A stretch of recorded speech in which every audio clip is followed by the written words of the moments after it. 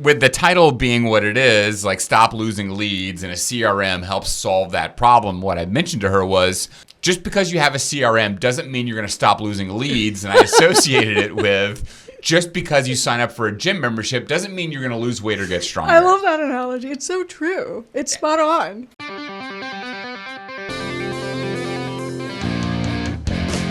Welcome to Advisor Talk with Frank LaRosa. Brought to you by Elite Consulting Partners, it's the only podcast offering unfiltered guidance and direct advice for all things concerning financial advisors, RIAs, and the practitioners in the wealth management business.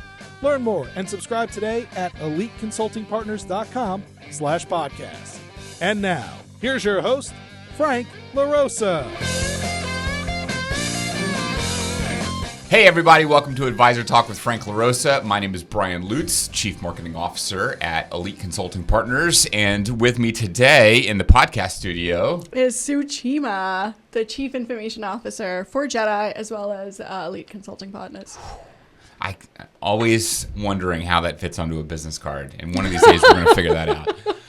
We're a little punchy today because we're recording this after the long Memorial Day weekend. So happy Memorial Day weekend too. Hope everyone took some time and spent it with their families. Yeah. You know. No, it's a great great time to sit back and reflect and give thanks for all those who gave the ultimate sacrifice. So thank you for those who listen or to those who know someone, remembering those over the weekend. Today, we're talking about how to stop losing leads and how a CRM captures every opportunity. Yes. I love the analogy that you made when we were kind of just talking through this before. I would love you to share. So Sue and I, before we hit the record button, we kind of just like talk and kind of like catch up, which is great. But with the title being what it is, like stop losing leads, and a CRM helps solve that problem, what I mentioned to her was, just because you have a CRM doesn't mean you're going to stop losing leads. And I associated it with, just because you sign up for a gym membership doesn't mean you're going to lose weight or get stronger. I love that analogy. It's so true. It's spot on. Yeah. I mean, I know firsthand. I was that guy that signed up for Planet Fitness however many years ago. I'm like, with this membership, this little black card, guess what? Pounds are going to start rolling off. And the only thing that was rolling was my stomach. So with anything, it involves commitment. It involves building skill. Investment, yes. It involves investment. You're absolutely right. So it just, what I tell a lot of the clients that we work with on a day-to-day basis is that with any solution, when you're adding technology to your practice, adding that technology is not going to be a vending machine. You don't put something in and immediately get something out. It's going to take time. So one of the things I thought where we could start today was the common reasons leads slip through the cracks. Right. And there are aplenty. One of the things that I've noticed this on our team too with Elite Marketing Concepts is, as we're talking to clients, everyone's feverishly writing notes on like a notepad. Yes. Sometimes we do the same thing to keep track of the tasks that we need to do on a day-to-day basis, but there's nothing gets translated. No. Often. And listen, I'm guilty of this too. Like, I am often saying, like, it's easier for me when I write it down than it's easier for me to remember it. And that's true. Yeah. But that's short-term memory, right? That's not going to work in the long term. And often what I find myself doing is having to transfer those notes over into a CRM solution or just other note-taking device so that I can memorialize all of those action items and the summaries of our meeting. But leads are the same way.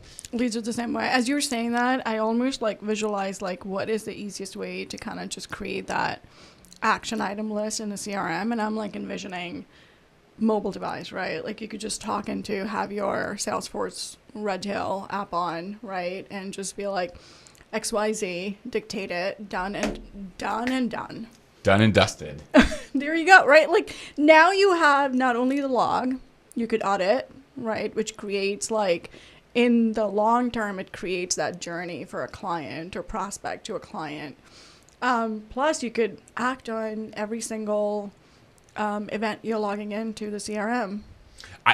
I'm going to make a note of that because that's something that I need to do because I do something similar already. Right. Where if I'm in the car and I'm thinking about my day and you do a voice memo. I do. Yes, I do too. I use dictation on my iPhone notes, and I'm like, hey, I need to remember to do this, or let's be sure to talk about XYZ on today's client call. Right. But you're right. I need to pull up my Salesforce app and put it right into the client notes because why transfer it over later?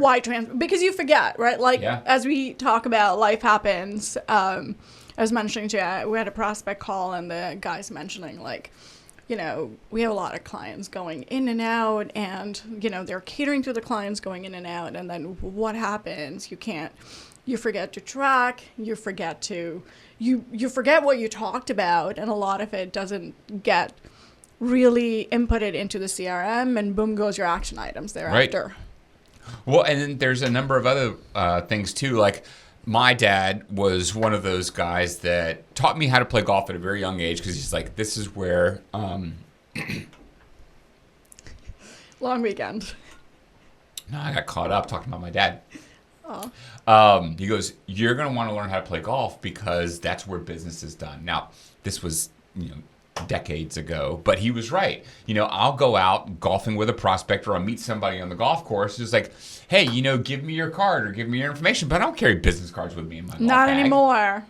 So I'm like, all right, here, just text me your number or here, let me email you. But after that, where does the lead go? Yeah. It goes into the ether. Yep. It goes into the scorecard or it goes to the 19th hole where we have maybe 2 or 8 beers and we forget what we talked about. So exactly. Yeah. Exactly. This is what we're talking about today. Right? Spot on. Yep. So now we've identified all the different reasons how we lose leads. Right. We've said, hey, we need our CRM solution. We have a CRM solution. Let's just say we buy XYZ platform, and now we're like, okay, we're going to do better. Right. We're going to put these leads, the guy that we met on the golf course, we're going to put him into our CRM solution. Right. Here's Joe. He lives in Cherry Hill, New Jersey. We met on the golf course. Am I done there? No. No. Never. Good first step. Good first step. What do we do next? So ideally, you talk about what got this person engaged. And then once you start talking about where your business services and his interest aligns, that's when you have a true opportunity. That's when you qualify the lead and have a true opportunity in any CRM. Then that's when you start tracking their nurturing, because then your services and his interest has aligned. Now you have a potential of this person becoming a client. There's a lot that you said there that I want to unpack because one of my favorite things is qualifying a lead. Yeah. What does that mean to qualify a lead? A person might not know, they might just think that what they're looking for based on certain keywords or your pitch that you provide those services that they're looking for, and might just be like, all right, you know what, I'll hear you out. What do you have to say? That doesn't mean they're a qualified lead. They still don't know enough about your business to really become a good client or a client, right? And that's an unqualified. So going through the qualification process where what you're offering as your business services is something that the person is interested or the prospect is interested in. Right. Like going back to my golf analogy, if I'm trapped with a guy that I'm playing golf with for the next 4 hours, you're going to talk about something. I'm not going to be a jerk and tell him, oh, buddy, let's talk about anything else. I may give off the impression that I'm interested in what he has to say because I'm a nice guy. Right. I said, so he may think that I'm highly qualified when in fact I'm just trying to kill the time. Exactly. So to qualify me, there are questions that you can ask. There are behaviors that you can track.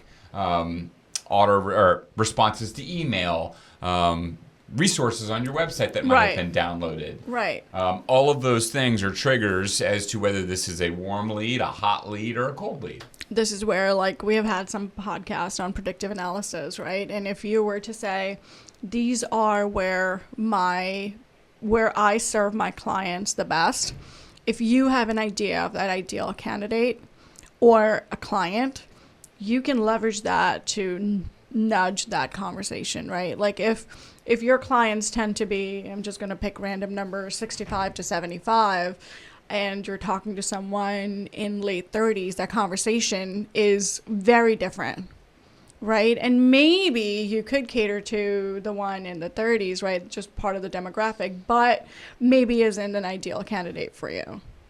So let's go back and remember our guy Jim Smith from a couple weeks ago? Yes. So we love Jim. We love Jim. We put Jim into our CRM. We're qualifying him now. Yeah. One of the things that I love about different CRM solutions, and it's not particular to any one CRM solution, but lead scoring is a great way to qualify a lead. Right. And so as we talk about what the next steps are in building out a lead within the CRM so that we're not losing them, Correct. is we want to set up a good lead scoring system. What are some of the examples that you've built out for clients of yours, whether it be in advisory or maybe even others, that have helped advisors identify if a lead is the hottest of hot or maybe just somewhere in a lukewarm stage? I would like to take a step back and really kind of understand what lead scoring really does for advisors and platforms. So lead scoring is an aggregate of client interactions or engagement, right? Essentially what it's telling you is that an unqualified or qualified prospect is engaging with what you're sending out, and that could be a conversational or a truly nurturing aspect of how you turn this prospect into a client, right? So it's really, really beneficial if you're sending an outreach and this person is constantly clicking, spending a lot of time, they're interested. They're obviously interested. So then you're like, let's close this deal. Right. So lead scoring is a really good foundation to gauge, that the services you're selling versus what their interest is. It's a good way to gauge that they both align. And so how does that work on the back end? Like, we don't have to get like super nerdy about it, but like... We can get super nerdy. It's what you do best. When we talk about lead scoring, are they really assigning a score to the lead? And if so, how do you know if they're winning? So essentially what you do in the back end is you assign a number to each engagement. So if they open 5 points, if they spend 10 minutes, 10 points, right? And you aggregate it all to the prospect. So higher the number, most likely they have engaged and spent a lot of time on your outreach. So let's say that again. I send them an email, they open it, Jim gets 5 points. Correct. Right? He comes to the website, another 5 points. Correct. He looks around a little bit, he downloads a resource, 20 points. Right. So now... Jim is really interested. He's worth 30 points. I should probably give him a call. You should probably give him a call. Is this a 100-point system, or is it like how does that work? So ideally, you customize it to wherever you want to go. 100 might be too much, but I have seen people go up to like 200-300, like depending on if someone's really high up there, like really engaging in everything you're doing. Then the CRM's telling you, why are you not calling this person right exactly. now? Yeah. Like, do it now. The CRM's gonna be like, fine, I'll take this call. Exactly. Soon, in our AI podcast, we talk about agents becoming the software. That will happen. If you're not watching on YouTube, you should go to YouTube right now to watch Sue's expression change immediately when that thought came to her brain. She was like, yes, this is the future. This is the future. Yeah, we did it. Okay, so now we've kind of got Jim in the CRM. He's scored. We've recognized him that he's hot. What do we do next? Because now we've got all this information on Jim. We know that we met him on the golf course. We know that he's been to the website. He's downloaded a few things. Maybe I call him. We have our first call. What should our CRM be telling us to do next? Or how should we set up our CRM to be the most effective so that ultimately what we're trying to do here is to make sure that every lead that comes into the system is closed won. We want to generate a new client from every single lead. Yeah. And so now we've got a CRM solution that's built so that we're capturing all of these leads. But now that we've got Jim in the system, how do we make sure that we're moving him along so that we're signing him as a client ultimately? So essentially, lead scoring and all your tracking of all activity and engagement with this prospect is leading you to a narrative that the client is interested in, right? So if you leverage that and make that your opportunity or your selling point, right? They're essentially, through every engagement, through every interaction, you're getting some depth into what they're looking for within your services, the overarching services that you provide. And you leverage that to create a proposal, and that's up to the human cognition, right? At least for now. I mean, you could go to ChatGPT and say, hey, this is all the interactions I've had, or Salesforce Agentforce, and dump me a proposal that really makes a case with this person. But ideally, that's where human cognition really adds value to, hey, we met on the golf course, this person is connecting to XYZ, you know, like now it's me having to close based on everything this guy's telling me or this gal is telling me. You know what ChatGPT won't tell you? Hey, Jim, you really suck at putting. Let's not suck at planning for retirement. That I guarantee you, that is not going to be a line that the robot will give you. That is so quick. Elite marketing concepts. This for all is of your why. marketing This needs. is why I see him out like right away. Listen, that only hit home because I really suck at putting. There is no gimmies in my game. All right, so that's great. So we are setting Jim up. We've utilizing all the notes to send him a follow-up. Are there ways that we can track him through the different conversations to make sure that we're ultimately going to close him as a client? So having the ability to track from unqualified to qualified to opportunity to prospect, and I'm using Salesforce terms, but it's kind of platform agnostic, right? Like through the nurturing phase. Ideally, what at some point it gives businesses insight onto their cost of acquisition. What does that look like? And that's really powerful when you're doing predictive analysis, because you could use that data, feed it into an LLM or just age-old regression and say, okay, based on these variables, this is what my forecast looks like, right? Like these are the averages. In 6 months, I'm going to have XYZ. Like that's where it gets really interesting, having that depth of insight and knowledge through your data that you can really use it to create forecast and apply some of these KPIs. I love that. Let's take a look at some of those. You call those stages, right? Yeah. Let's call it the client journey or the prospect journey, right? Right. So we've got unqualified to qualified. That's your first stage, your first two stages, right? Right. Where an unqualified lead was, I meet Jim for the first time. Maybe we meet on the golf course cold. He gets paired with the group that I'm in. Or maybe a buddy of mine sends me a text, goes, hey, you got to meet my guy, Jim. Right. I'm not really sure if Jim is going to be a qualified lead for me yet, so he sits as unqualified. Maybe I capture his information. We exchange cards. And that's when, through the lead scoring conversation that we were having, if Jim comes to my website or after he opens an email, he starts downloading some things, now we can move Jim from an unqualified lead to a qualified lead because he's taking action on the site and he's downloading resources. He's reading materials that I told him that he might be interested in. Yeah. And that lead scoring mechanism is automatically going to move Jim from an unqualified lead to a qualified lead within the CRM. Yes, it could.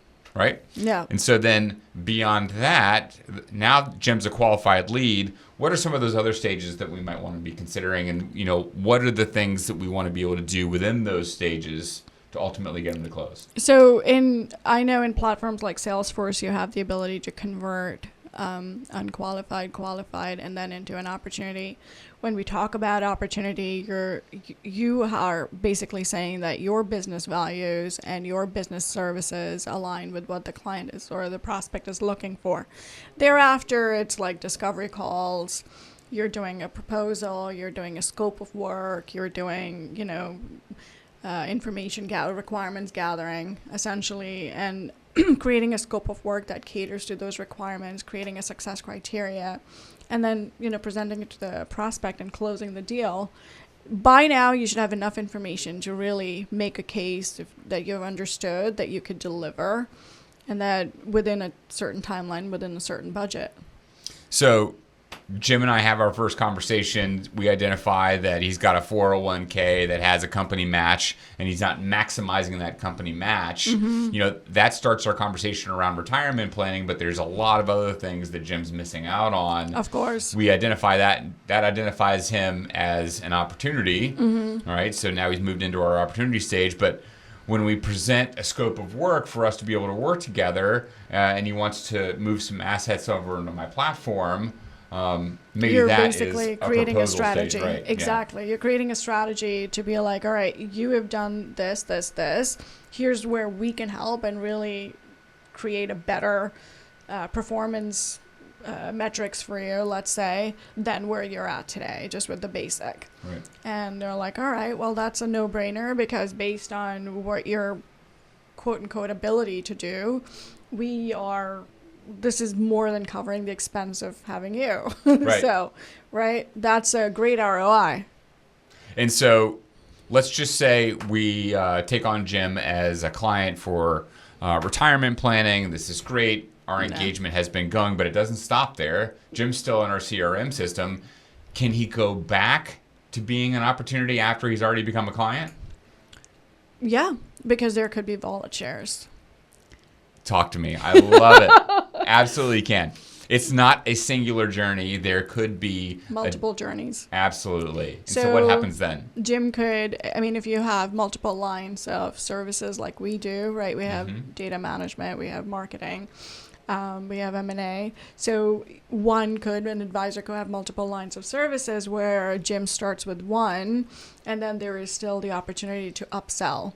Right. Within the same investment strategy, if that's all you're doing, right, asset management, and you're saying, well, Jim brought over $1 million out of his $50 million net worth, we still have the opportunity for him to roll more money. And so if you're tracking his current net worth, how much assets he's moved over, you're able to say, hey, we have the ability to upsell to this advisor, and then you really do your best to get him there. Absolutely. Maybe Jim brings his son to the golf course next time, and so now you're talking about creating a trust or generational wealth. Yeah. Yep. There are always ways to add on, and our listening audience doesn't need to be told that, but these are the things you're putting into your CRM. So then, now that you've identified the different stages, do you communicate to Jim in the different stages of his client journey? Of course. So one of the things about client retention, and that's why CRMs are so important. Like if you're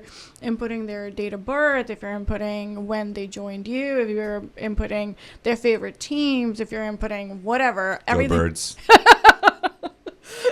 Their favorite restaurant, right? Like, you really get to know them and make them at least have the perception that you're taking the time, your personal, like you could automate emails, right? Based on, we talked about this as well, right? That appearance of personal touch and knowing someone, sending them, I think that personal touch becomes really scalable. That's the word. Yeah, scalable. Not only that, but it also increases conversion rates. There you go. No one wants to get a form letter. No one wants to, yeah. No. Not too many times. Right. Well, no. I was trying to think of something right off the bat, but I can't. There's not a single reason I want to get a form letter. But I will open it something if it's personalized to me and relevant to me. Yeah. And that's what your CRM can deliver for you. Correct. Right? Yeah. And so as you're moving Jim through his prospect journey through the CRM solution, whether we're talking about retirement planning or preparing for generational wealth, those are things that are, number one, going to get you better open rates in your emails, but also higher conversions into meeting requests. Yeah. Right? So we've got content, we've got touch points. You had talked about this a little bit sooner or a little bit earlier in terms of being able to understand how long someone's in each stage of the opportunity pipeline. And why that's important. Why is that important? So we actually track that internally here at Elite, right? If you're going through the process of opportunity, that's where you are able to recognize bottlenecks. and to say, okay, well, this stage tends to be on average 50 days. This consultant is taking 90 days on average. Do we need to train this person? Can we educate and empower him to do better? Or on the reverse side, if everyone has an average of, let's say, 90, and we're like, how do we make this small component, which is taking the longest, how do we make it more efficient so we're able to convert this prospect into a client and, start billing them? So that's huge from a that is so huge practice management standpoint. Yeah. Being able to take a look at the advisors within your practice and identify where they have prospects in different stages of that prospecting pipeline, right, and being able to identify outliers that may be lingering or dwelling within too long within specific stages, to identify coachable moments to help them move them through the different stages of that prospecting journey, ultimately to get them into a new client for that candidate and bring new assets onto the platform. This is why Brian and I are such a good team, because you translate everything I say so well. Listen, you're just leading me to the water. All I'm doing is drinking. I love it. No, this is great. Well, listen, we've covered a lot today. Hopefully this gives you insight as to how to not leave leads on the table. Close them. Please close them. Yes. One last thing I'll leave just as like a food for thought, if I may. A lot of advisors may be listening to this podcast and they're thinking to themselves, going like, man, this sounds like a lot of work.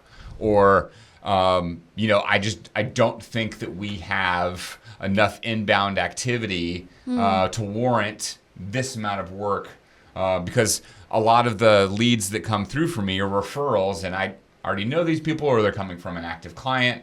But this is the work that you need to do to scale your practice. When you really start thinking about generating a higher volume of leads through advertising, through thought leadership materials, through webinars, through seminars, whatever you're choosing to do, podcasting as an example, when those leads really start moving in, that's when this becomes this, meaning leaving leads on the table. That's when this becomes a real challenge for advisor practices, and this is how you scale and make it to the next level. And I'll just add a small story to that. Like, if you have a lead who showed interest and your processes are not refined enough for you to be able to follow up, it almost leaves like the lead or the prospect who showed interest a little like, hey, what happened there? Like, I was really eager, and that's word of mouth, right? Like, they could talk to someone who could have been a great client, right? And said, hey, by the way, like, I really tried, and I guess they're too busy or don't have the right processes. So that's huge, right? Yeah. And something that you won't be able to track is opportunity lost or opportunity cost. There you go. You have an opportunity that you spoke with that maybe you didn't follow through appropriately or didn't follow through at all, Yeah. and now you've left a bad taste in someone's mouth. When that person goes and mentions an advisor and your name comes up because they're not going to be promoting you after that experience, Right. how much business are you going to be losing on the back end? And you don't even realize that, You don't right? even know. Yeah. So that was interesting. Great point. Yeah. Thank you, Brian. Well, hate to leave it on a bummer, but No, you don't have to be there. there you go. Bring it home. Exactly. If you Systems don't and want to be processes. there, what should they do? They should call us. My email address is sue@eliteconsultingpartners.com. That's right. And you can find us on Instagram at jedi.dbs, on the web at jedisolutions.com, and you could reach out to Frank as well at frank@eliteconsultingpartners. Let's keep the conversation going. This was great. This was great. Thank you, Brian. Thank you, guys. Thanks for listening to Advisor Talk with Frank LaRosa. If you're looking for more advice or solutions on any topics in the financial services industry, or you just want to subscribe to our podcast, head on over to eliteconsultingpartners.com/podcasts.